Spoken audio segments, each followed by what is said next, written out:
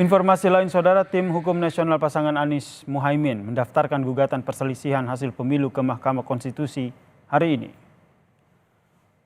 Ketua Tim Hukum Amin menyebut permohonan gugatan hasil Pilpres ke MK dilengkapi dengan bukti dan juga sejumlah saksi. Permintaan utama Tim Amin adalah Pilpres 2024 diulang tanpa diikuti oleh pasangan Prabowo Subianto dan juga Gibran Rakabuming Raka.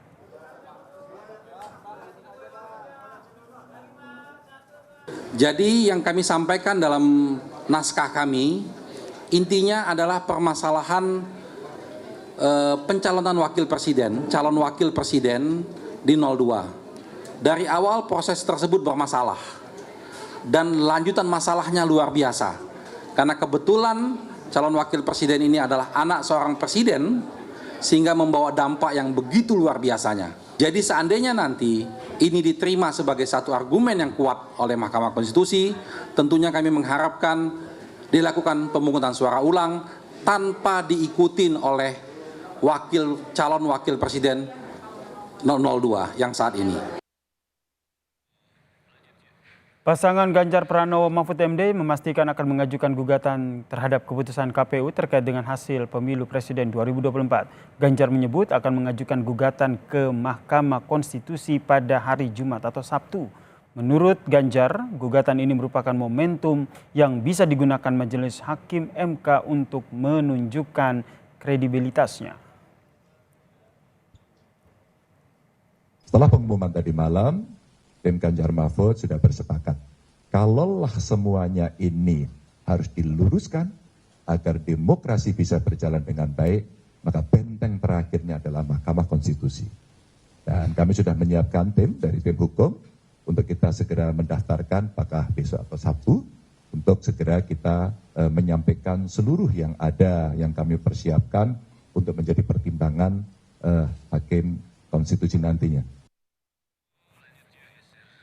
Hingga kini, Saudara, Mahkamah Konstitusi menyebut baru ada satu pelaporan soal hasil Pilpres. Sementara itu, untuk hasil pemilihan legislatif belum ada laporan gugatan yang masuk ke MK. Pengajuan gugatan hasil pemilu 2024 maksimal dilakukan sampai 3 hari setelah pengumuman hasil pemilu dari KPU.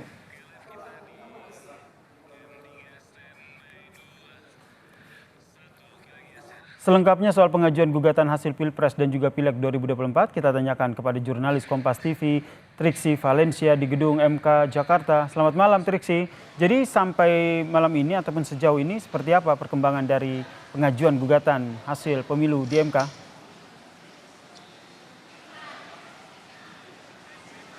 Selamat malam Yasir dan juga saudara. Kalau tadi kami mengkonfirmasi dengan Ketua Mahkamah Konstitusi yakni Soehartoyo menyampaikan belum ada lagi penambahan terkait dengan pelaporan terkait dengan pendaftaran, maksud kami baik sengketa maupun juga gugatan terhadap perselisihan hasil pemilihan umum baik Pilpres maupun juga Pileg yang dibacakan oleh Komisi Pemilihan Umum pada Rabu malam di gedung KPU.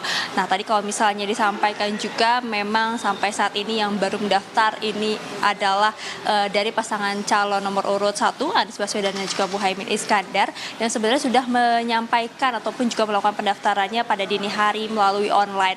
Memang sebenarnya ini dibuka selama 24 jam hingga hari Sabtu 23 Maret 2024 Yasir dan juga saudara. Maka dari itu seperti misalnya paslon nomor urut 1 Anies Muhaimin yang sudah mendaftarkannya pada dini hari, lalu kemudian pada pagi hari ini juga datang ke gedung Mahkamah Konstitusi untuk menyampaikan berkas dan juga menyampaikan beberapa pernyataan ataupun juga sikap setelah melakukan pendaftaran terkait dengan sengketa maupun juga gugatan terhadap hasil rekapitulasi pemilihan presiden 2024.